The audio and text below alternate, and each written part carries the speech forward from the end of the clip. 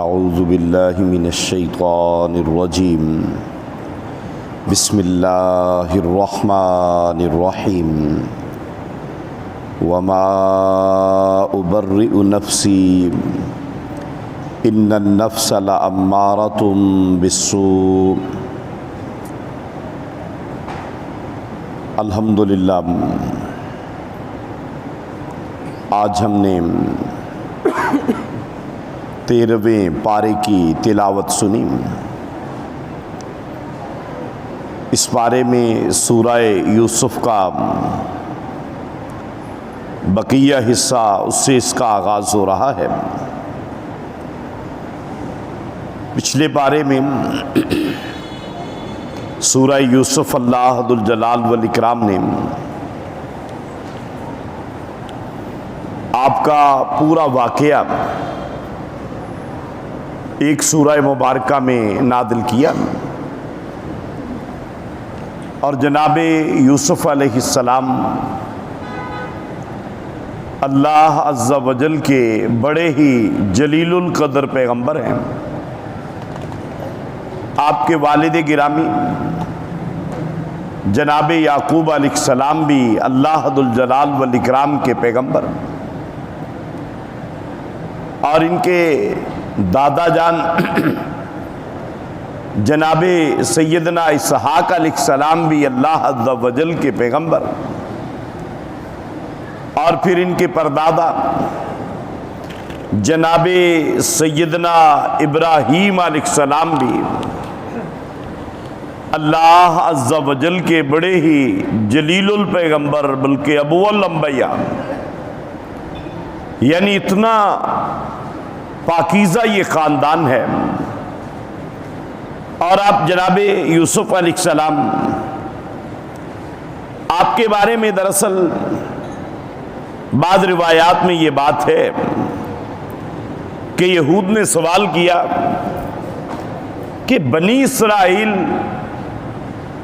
ان کا آبائی وطن یہ مصر تو نہیں تھا، اب یہ وہاں پہ کیسے آباد ہوئے؟ اب ان کی آباد کاری اور ان کی ہجرت کیسے ہوئی، اس کے اسباب کیا تھے؟ اس سورہ مبارکہ میں ان تمام معاملات کا جواب دے دیا گیا۔ اور جناب یوسف علیہ السلام،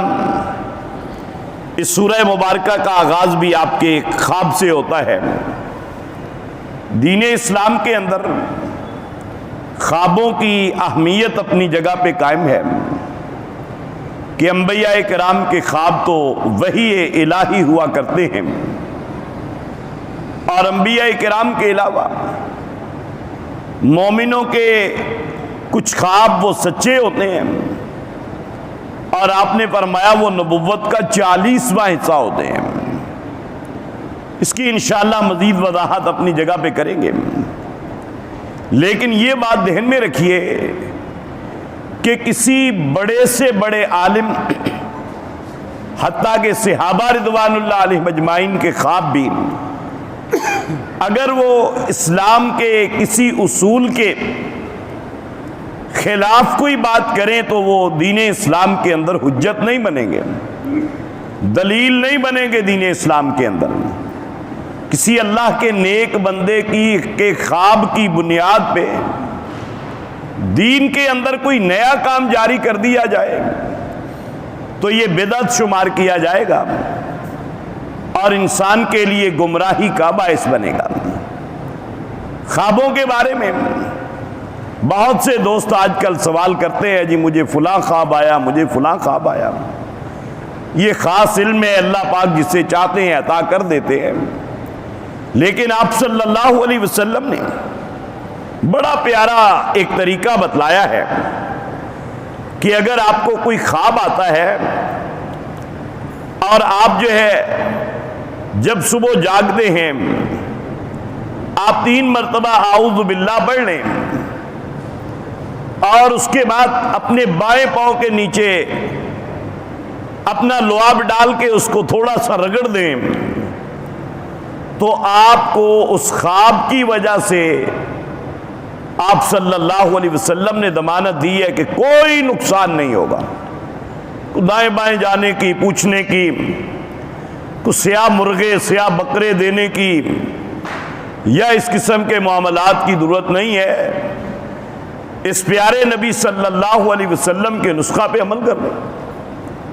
دعا پڑھ لیں کہ اللہم انی اعوذ بک من شرھا وشر ما فیھا، اللہم انی اعوذ بک من خیرھا وخیر ما فیھا، اللہم انی اسألک خیرھا وخیر ما فیھا۔ یہ پڑھ لیں الفاظ، اعوذ باللہ پڑھ لیں، تو اب انشاءاللہ اس کا اثر جو ہے وہ ختم ہو جائے گا۔ تو جناب یوسف علیہ السلام چونکہ اللہ کے پیغمبر ہیں، خواب آیا اور خواب میں دیکھتے ہیں کہ چاند اور ستارے آپ کو جو ہے وہ سورج کی سجدہ کر رہے ہیں۔ خواب اپنے والد گرامی کو سنا دیا۔ اب والد گرامی جو ہے، ظاہر بات ہے چھوٹے بچے تھے، ان کے ساتھ ایک عقیدت تھی، ایک محبت تھی۔ یہ نہیں کہ ان کی کوئی محبت اور عقیدت کوئی ناجائز تھی، یا جناب یعقوب علیہ السلام اپنے بچوں کے درمیان عدل نہیں کرتے تھے، ایسی بات نہیں۔ شیطان نے بچوں کے دماغ میں ڈال دیا کہ نہیں تمہارے ساتھ زیادتی ہو رہی ہے، اور انہوں نے بھی پلاننگ کر لی کہ اب جو ہے یوسف علیہ السلام کو راستے سے ہٹایا جائے تاکہ تمہارے باپ کی ساری توجہ تمہاری طرف ہو جائے، باپ کی محبت حاصل کرنے کے لیے۔ اسی لیے ہم کہتے ہیں نا، نیت جتنی بھی خالص کیوں نہ ہو، اگر وہ کام شریعت کے خلاف ہے تو جہنم میں لے جائے گا۔ یہ مت کہا کریں کہ نہیں جی وہ نیت بڑی خالص ہے، جی بڑا خلوص نیت نہ کم کیتا۔ اگر وہ سنت کے خلاف ہے تو جتنا مرضی خلوص آپ پیدا کر لیں، منوں کے حساب سے ٹنوں کے حساب سے خلوص سے کوئی کام کریں، لیکن اگر وہ سنت کے خلاف ہے، وہ بدعت ہے، وہ گمراہی ہوگا اور وہ تمہیں جہنم میں لے جائے گا۔ اب ایک حسد پیدا ہوا ان بھائیوں کے درمیان، پیغمبر کے بیٹے ہیں، لڑی میں نے بتا دی ہے کتنی پاکیزہ ہے، لیکن شیطان اور حسد جب پیدا ہو جاتا ہے نا، اب حسد کی وجہ سے جو ہے اپنے ہی بھائی کو قتل کرنے کا منصوبہ بنا رہے ہیں۔ لیکن ایک بھائی نے جو ہے وہ روک دیا کہ نہیں بھئی یہ بات ٹھیک نہیں ہے، کنویں میں پھینک دیا، ایک تجارتی قافلہ آتا ہے، اب یہ آپ تنہائی میں بیٹھ کے کبھی اس واقعہ کو پڑھیں، اب وقت نہیں ہے کہ ساری تفصیلات بتلائی جائیں کہ وہ وقت کیسا ہوگا جب سگے بھائی اپنے بھائی کو کنویں میں پھینک رہے ہوں گے، وہاں پہ جو ہے وہ ان کے دل کے اوپر جو ہے وہ کس قدر جو ہے وہ وحشیت اور درندگی اور بہیمیت جو ہے وہ ان کے اوپر سوار ہو گئی ہوگی، شیطان نے کر دی ہوگی۔ اس لیے حسد سے بچا کریں۔ حسد انسان کے گناہوں کو بھی کھا جاتا ہے، عقل کو بھی کھا جاتا ہے، اور حسد انسان کے گھر کے اندر موجود برکات کو بھی کھا جاتا ہے۔ حسد نہیں کرنا چاہیے کسی کے ساتھ۔ اب جو ہے پھر وہ قافلے والوں نے اٹھا کے لے گئے، اور لے جانے کے بعد ان کو منڈی کے اندر بیچ لیا جیسے غلام بیچے جاتے ہیں۔ اب وہاں پر عزیز مصر اس نے جو ہے وہ خرید لیا، گھر میں لے آئے، اور انہوں نے پہچانا کہ بھئی یہ بچہ یہ بہت عظیم بچہ ہے، خرید کے لائے ہیں غلام کے طور پہ، لیکن کہتے ہیں کہ اس کو جو ہے وہ عزت کے ساتھ رکھنا ہے، ہو سکتا ہے یہ ہمارے لیے نفع والا بن جائے، ہم اس کو اپنا بیٹا ہی بنا لیں۔ یہ بڑی عظمت کی بات ہوتی ہے، غلاموں کی زندگی اور غلاموں کے بارے میں دین میں یہ بندہ لے آئے کہ میں اسے بیٹا بنا لوں گا۔ اب جو ہے وہ باہر پرورش ہوئی، آزمائشیں آئیں، آپ کو جیل میں جانا پڑ جاتا ہے،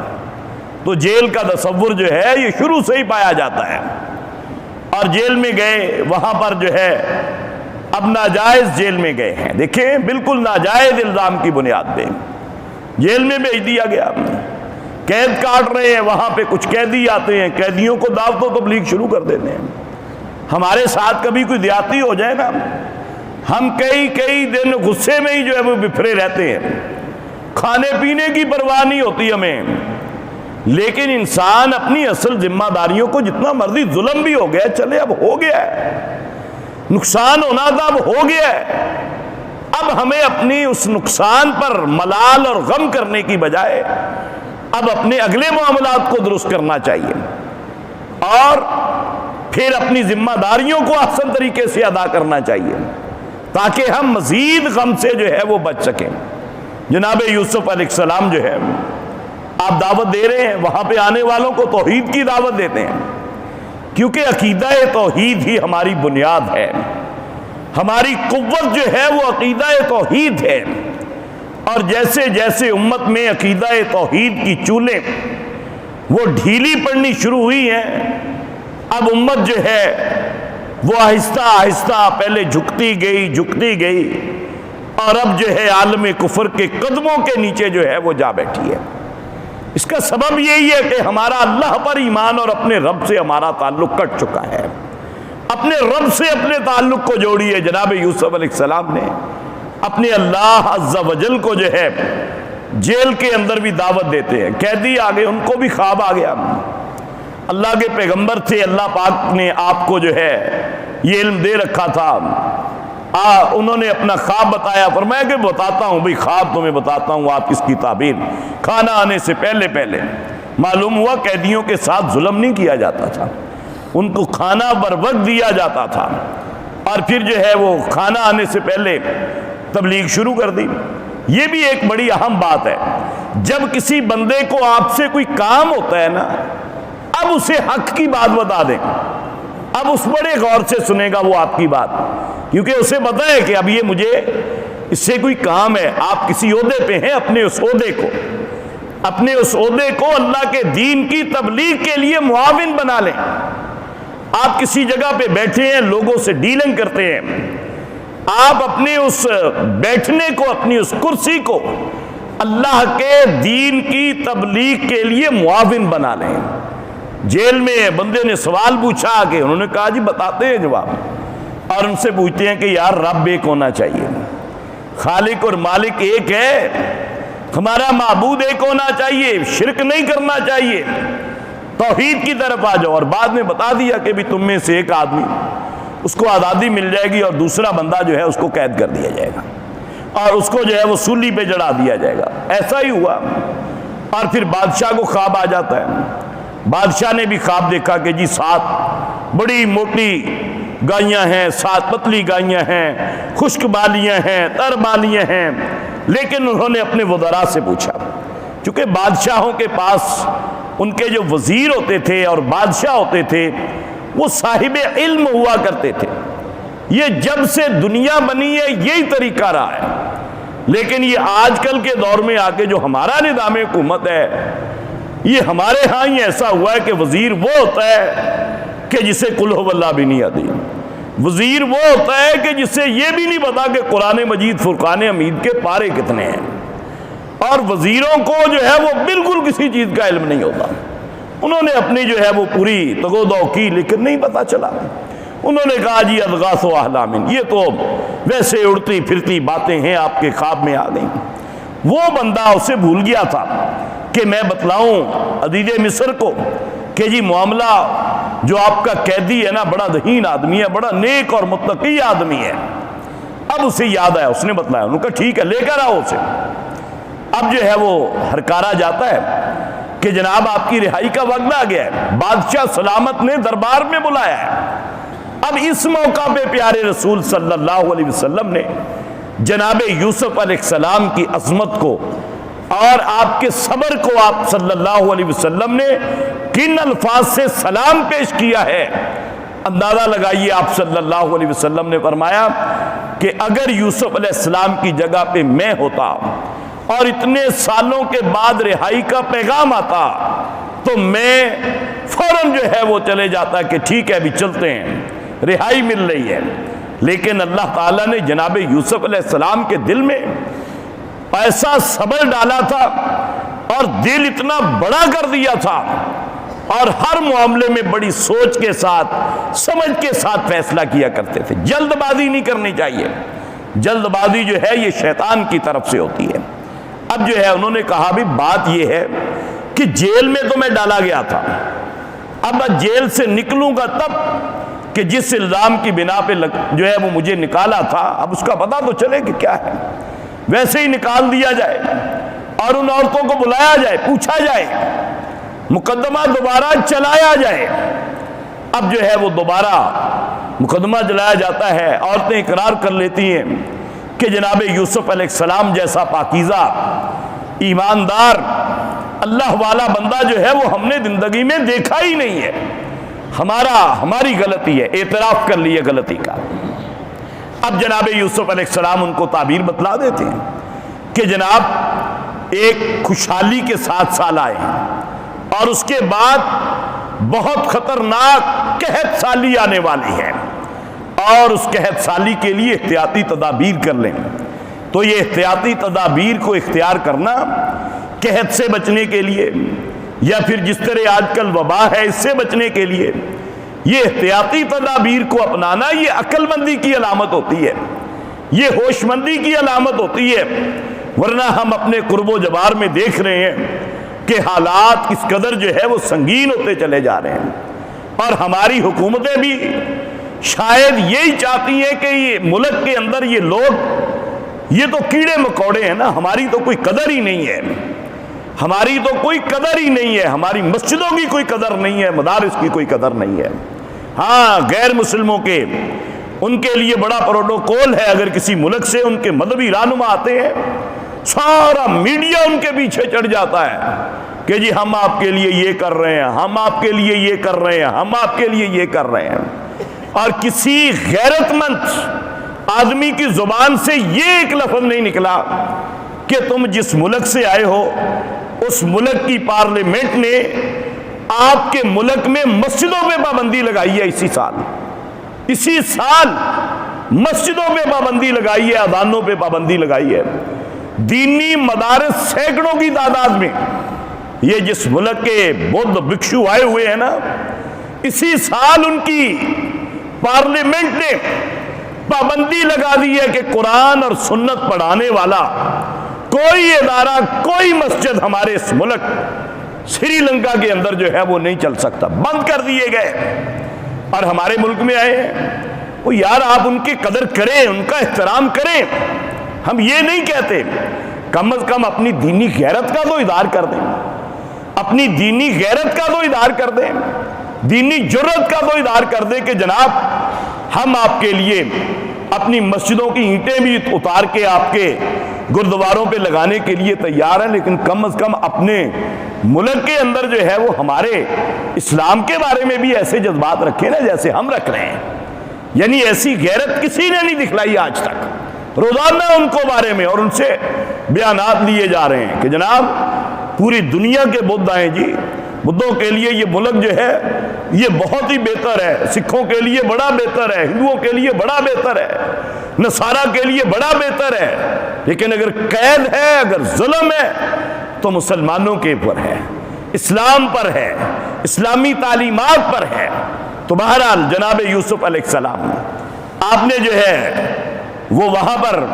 پھر چلے گئے، بتلا دیا کہ بھئی یہ احتیاطی تدابیر اختیار کریں، اور بادشاہ کو یہ بات بڑی پسند آ گئی۔ اس نے کہا کہ بھئی ٹھیک ہے، دیکھیں یہ اللہ تعالیٰ کے فیصلے ہوتے ہیں، کیسے کنویں میں گرے، کس طرح جو ہے وہ پھر قید میں رہے، اور پھر اس کے بعد آج وزیر خزانہ بن گئے ہیں اس ملک کے،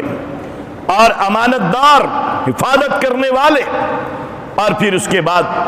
آپ کے بھائی جو ہیں وہ آتے ہیں، قحط سالی آ گئی، بھائی آتے ہیں آپ کے، آپ نے پہچان لیا ان کو، انہوں نے نہیں پہچانا، جب آئے ان کو غلہ دے دیا، ان کی پونجی بھی واپس لوٹا دی، دوسری مرتبہ آئے لیکن ساتھ یہ کہہ دیا، پھر دوسری مرتبہ بھی آ گئے، اور پھر آپ نے جو ہے وہ ان سے کہا کہ بھی حال احوال پوچھے، تو انہوں نے بتلا دیے کہ جی بڑے حالات کے نان کے بڑے ماٹھے حالات ہیں۔ انہوں نے کہا بھی ٹھیک ہے بات آپ کی، آپ کے گھر میں کوئی بھائی بھی ہے؟ ہاں ہمارا بھائی بھی ہے، ہمارا باپ بھی ہے۔ تو انہوں نے کہا کہ بھئی آپ اپنے بھائی کو بھی لے آئے، کہ ٹھیک ہے کوشش کریں گے، ہو سکا تو بہرحال اگلی بار لے آئے۔ لمبا واقعہ ہے، آپ پڑھیں اس کو، سورہ یوسف کو، اور پھر اس کے بعد آپ نے اللہ تعالیٰ کے حکم کے مطابق پلاننگ کی، جناب بنیامین کو جو آپ کے بھائی ہیں ان کو اپنے پاس رکھ لیا، اور اب جو ہے پھر اس کے بعد ان کو بتا دیا کہ آپ میرے بھائی ہیں، میں آپ کا بھائی ہوں یوسف۔ اب انہوں نے کچھ باتیں ایسی بھی کی جو بندے کے دل کو پھاڑ دینے والی باتیں ہیں، دل کو چیر دینے والی باتیں ہیں۔ اگر ہمارے جیسا کوئی ہوتا تو شاید اپنے ان بھائیوں کو جو ہے وہ قتل ہی کروا دیتا۔ جب وہ وہاں سے ملا وہ پیالہ تو انہوں نے پھر کہا ان یسرق فقد سرق اخ لہ، کہ اگر اس نے چوری کی ہے نا، اس کا ایک بھائی تھا یوسف، اس نے بھی چوری کی تھی۔ آگے بیٹھے ہوئے کون ہے؟ یوسف علیہ السلام، اور بھائی الزام لگا رہے ہیں جناب یوسف علیہ السلام پر، لیکن ان کا دل دیکھیے اللہ نے کتنا بڑا بنایا تھا، اور کس قدر زیادہ حوصلہ تھا ان کے دل کے اندر، اتنی بڑی بڑی باتیں۔ یہ واقعہ ہمارے لیے صرف قصہ گوئی نہیں ہے، اللہ نے فرمایا احسن القصص، اس قصے کو سننے کے بعد اپنے دل بڑے کیجئے، اپنی بہنوں کی طرف سے، اپنے بھائیوں کی طرف سے، اپنے چچاؤں کی طرف سے، اپنے عزیز و اقارب کی طرف سے ملنے والے تانے، ملنے والے جتنے بھی الزامات ہیں، ان کے ساتھ دل تنگ نہ کیجئے، دل بڑا رکھیے، کھلا رکھیے،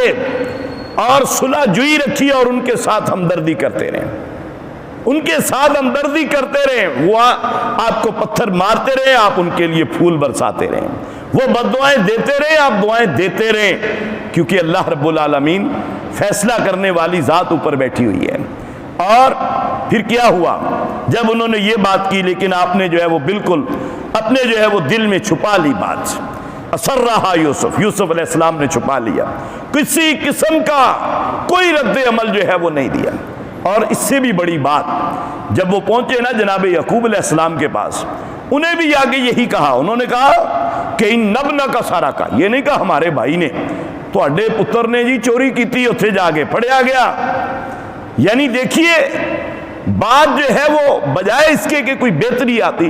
لیکن مزید بگاڑ کی طرف۔ لیکن ادھر جناب یعقوب علیہ السلام کی طرف پھر جب وہ جاتے ہیں نا، آپ نے اپنا قمیص بھی ان کے پاس بھیج دیا، پتہ چل گیا جب وہ آئے وہاں پہ تیسری بار، اور پھر بتا دیا کہ میں آپ کا بھائی ہوں، بڑے شرمندہ ہوئے۔ اب جو ہے وہ قمیص مصر سے چلا ہے کنعان کی طرف، اور جناب یعقوب علیہ السلام کہہ رہے ہیں کہ یار مجھے نا یوسف علیہ السلام کی خوشبو آ رہی ہے۔ لوگوں نے کہا اللہ کے بندے، آپ اللہ کے پیغمبر ہیں، لیکن یہ آپ اب باتیں کیسی کر رہے ہیں؟ کئی سال ہو گئے یوسف علیہ السلام کو بچھڑے ہوئے، اب کہاں ان کا نام و نشان ملے گا؟ اب دیکھیے جو بات تقریباً ہر پارے میں آ رہی ہے کہ اللہ کے پیغمبر جناب یعقوب علیہ السلام وہاں پہ ہیں، گھر سے چند میل کے فاصلے پہ یوسف علیہ السلام کنویں میں ہیں، لیکن یوسف علیہ السلام کی خوشبو نہیں آئی۔ جناب یعقوب علیہ السلام کو نہیں پتا کہ میرا بیٹا جو ہے وہ وفات نہیں پائی، بھیڑیے نے اسے چیر پھاڑ نہیں کیا، یہ میرے بچے جھوٹ بول رہے ہیں۔ لیکن یہ ہو سکتا تھا نا، اگر ان کو پتا تھا، غیب کا علم تھا کہ میرا بچہ جو ہے وہ کنویں میں ہے، جا کے لے آتے۔ اس لیے پیغمبروں کو علم غیب نہیں ہوتا، یہ ہمارا عقیدہ جو ہے وہ باطل ہے۔ اللہ کے نبی ہر جگہ پہ موجود نہیں ہوتے۔ اگر اس کنویں میں جناب یعقوب علیہ السلام بھی موجود تھے، چلے اگر اللہ کے نبی صلی اللہ علیہ وسلم ہی موجود تھے تو آپ جا کے بتا دیتے جناب یعقوب علیہ السلام کو۔ اور پھر یہ بات بھی یاد رکھیے، اگر آپ یہ عقیدہ رکھیں گے کہ پیغمبروں کو علم غیب ہوتا ہے تو پھر یہ تسلیم کرنا پڑے گا کہ یعقوب علیہ السلام کو پتا تھا میرا بیٹا کنویں میں ہے، ان کو پتا تھا کہ میرا بیٹا بازار میں بک رہا ہے، ان کو پتا تھا کہ میرا بیٹا قید میں ہے، لیکن نعوذ باللہ اب وہاں پہ وہ واویلا کر رہے تھے، آنکھوں کی بینائی چلے گئی، غم کے اندر نڈھال ہو گئے۔ تو پھر یہ کیا ہے؟ پھر آپ اس کو کیا شمار کریں گے؟ کہاں لے کر جائیں گے اس کو؟ کیا عقیدہ بنائیں گے جناب یعقوب علیہ السلام کے بارے میں؟ لیکن وہاں خوشبو آتی ہے، چہرے پہ قمیص ڈالا گیا، اور پھر بینائی واپس لوٹ آتی ہے، خوشخبریاں مل جاتی ہیں۔ اب جو ہے باپ اور بیٹا ملتے ہیں کئی سالوں کے بعد۔ اب وہ خواب جو بچپن میں دیکھا تھا، اس خواب کی تعبیر ہوتی ہے۔ اب یہ سارے بھائی شرمندہ ہیں کہ اب ہمارے لیے پتہ نہیں کیا حکم ہوگا۔ اور پھر جناب یوسف علیہ السلام نے بڑے قیمتی وہاں پہ کلمات کہے کہ بھئی لا تثریب علیکم اليوم، کہ آج تمہاری کوئی پکڑ نہیں ہوگی، میں نے بھی تمہیں معاف کیا، بلکہ میں اللہ سے بھی دعا کرتا ہوں کہ اللہ پاک جو ہے میرے بھائیوں کو جو ہے وہ معاف فرما دے۔ تو اس لیے جتنا مرضی کوئی ظلم کر لے پھر بھی اس کے لیے دعا ہی دیا کریں۔ یہ بھی اس قصے کے اندر بے شمار واقعات ہیں، بلکہ ہمارے ایک استاد ہیں مولانا محمد عیش صاحب، آپ ان سے کوئی بھی مسئلہ پوچھ لیں وہ سورہ یوسف سے ہی نکال کے بتا دیتے ہیں۔ آپ کے گھر کا معاملہ ہو، خاندان کا معاملہ ہو، ملکی معاملات ہو، بین الاقوامی معاملات تک وہ اسی صورت سے مسئلہ نکال کے بتا دیتے ہیں۔ لیکن ایک سبق یہ بھی ہے کہ اللہ کے بندوں ذرا دل بڑا کیا کریں، اپنے رب کے لیے کسی کے ظلم کو برداشت کر کے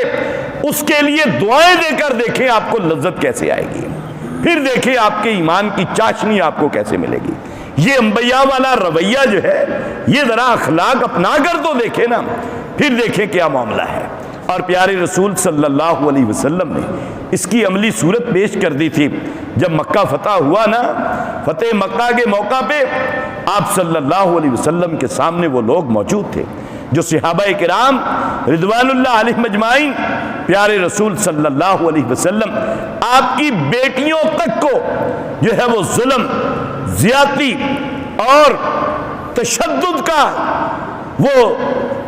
کرنے والے وہ کھڑے ہوئے تھے، لیکن آپ صلی اللہ علیہ وسلم نے بھی وہی الفاظ کہے کہ لا تثریب علیکم اليوم، اے مکے کے لوگوں آج تمہاری کوئی پکڑ نہیں ہے، آج تم سب کو معاف کیا جاتا ہے۔ اور انہوں نے کلمہ پڑھا اور مسلمان ہو جاتے ہیں۔ اور اس کے بعد اللہ ذوالجلال والاکرام نے پھر ہمیں بھی اسی بات کی طرف جو ہے وہ تلقین کی ہے کہ اے لوگوں، پیارے رسول صلی اللہ علیہ وسلم نے بھی اور جناب یوسف علیہ السلام نے بھی فرمایا کہ اللہ رب العالمین یغفر اللہ لکم وہو ارحم الراحمین، کہ اللہ تعالیٰ تمہیں بخش دیں گے اور اللہ تعالیٰ ارحم الراحمین ہے۔ یعنی اگر یوسف علیہ السلام کے بھائیوں جتنا بھی تم نے ظلم کیا ہے لیکن توبہ کر لو، تمہارے دل کے اندر احساس پیدا ہو جائے، تمہارے دل کے اندر ندامت پیدا ہو جائے، تو پھر بھی اللہ تعالیٰ کا اپنے بندوں سے پیار دیکھیے، اللہ تعالیٰ کی اپنے بندوں کے لیے رسی لمبی کرنا دیکھیے کہ اللہ پاک نے فرمایا اتنے ظلم کرنے کے بعد بھی اگر میرا کوئی بندہ شرمندہ ہو جائے، مجھ سے توبہ کر لے، معافی مانگ لے، فرمایا میں اس کو معاف کر دوں گا۔ اللہ عز و جل سے دعا ہے کہ اللہ ہم نے بھی بڑے گناہ کیے، ہم نے بھی بڑے ظلم و ستم ڈھائے، اے اللہ ہم سے بھی بہت بڑے بڑے بغاوتیں دین اسلام کی خلاف ورزیاں ہوئیں، اخلاقی طور پر ہم گراوٹ کا شکار، لیکن اے اللہ یہ ماہ مبارک ہے، تیری رحمتوں والا مہینہ ہے، اے اللہ جناب یوسف علیہ السلام کے بھائیوں کی طرح، اہل مکہ کی طرح، اے اللہ آج ہم بھی اپنے گناہوں پہ نادم ہیں، شرمندہ ہیں، اے اللہ جس طرح تو نے اپنے ان بندوں کو معاف کیا تھا، اے اللہ تیری رحمتیں، تیری برکتیں آج بھی اسی طرح ٹھاٹھے مار رہی ہیں۔ اے اللہ ہم تیرے بندے تو کمزور ہیں، گناہ گار ہیں، لیکن اے اللہ ہمیں بھی اپنے ان بندوں کی طرح عام معافی کا اعلان کر کے کامیاب دنیا میں بھی اور آخرت میں بھی کامیاب ہونے والے، فلاح پانے والے، جنت پانے والے، جنت الفردوس میں انبیاء کا ساتھ پانے والے لوگوں میں اے اللہ ہم سب کا بھی نام لکھ دے۔ وما علینا الا البلاغ المبین۔